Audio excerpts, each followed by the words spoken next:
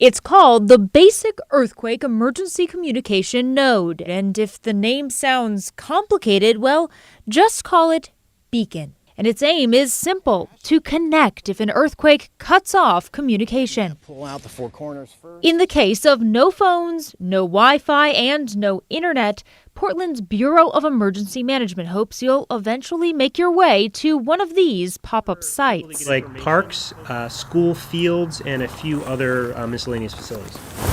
Think of them like communication and information hubs, able to put out calls for help with the added bonus of emergency supplies, everything from radios to first aid kits. BEECN volunteers work in their neighborhoods to help get information to and from their neighbors who may have serious life safety issues.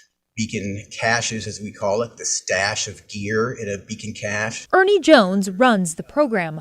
Although it's been around in Portland for a decade, he's hoping to get the word out again about the 50 locations. His advice: locate your BEECN site now, before disaster strikes. BEECN sites are in large open areas, so those tents can be, or those pop-up tents or canopies can be seen from a distance.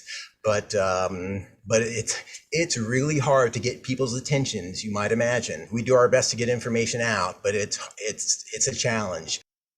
Jones says they are looking for more volunteers. So far, about 350 volunteer positions are filled, but they're hoping to get up to 550 volunteers to staff these emergency sites and fire stations if and when they're ever needed.